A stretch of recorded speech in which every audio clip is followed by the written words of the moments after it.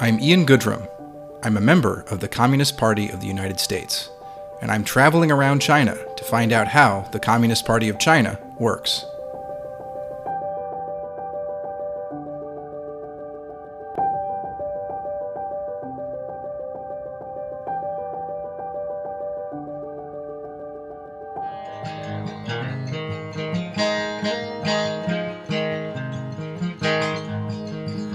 When theory and practice unify, so much can be achieved, and progress can be realized, so hard to believe. Mark Levine is a professor at Minzu University here in Beijing, and a good friend of mine. He has been in China for 16 years, and tells stories about the country through song. He wrote this one to celebrate the 100th anniversary of the CPC's founding. In this song, he highlights the party's role in adapting Marxist theory to China's reality. The ability to learn and adapt is an important feature of the CPC and an essential quality of scientific socialism. Be that as it may, when Karl Marx and Friedrich Engels drafted the Communist Manifesto in the 1840s with an emphasis on industrial Europe, they might not have expected their vision of socialism to become reality in a largely agrarian country far away in Asia. So over the past century, how did the CPC turn theory into reality? 中国是独立自主干出来的，是吧？不是国外这个带过来的这种。我们干的这些政策是从中国实际出发的，不是简单的马克思主义书上写的，我们是通过自己土地上长起来的。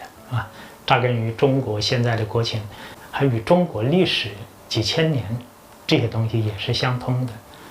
Initially, the party focused on urban workers, in keeping with the more orthodox strategy that found success in the October Revolution.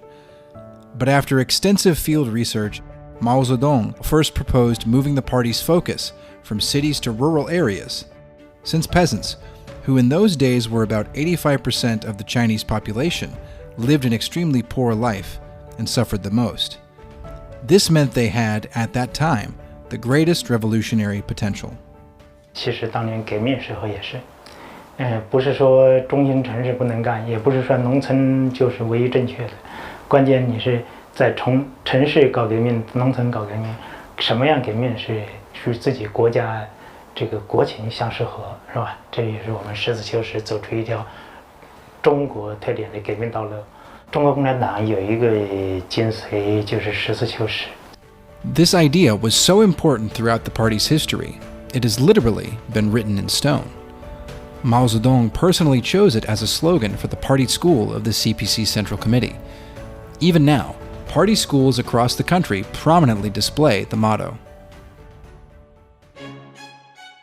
Careful analysis of the country's real conditions and adopting the correct policy in light of those facts has proven to be an effective strategy.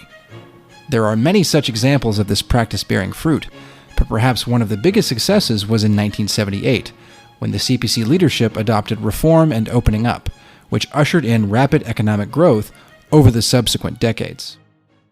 The changes that this one party has gone through in my lifetime has been the range has been far greater than you see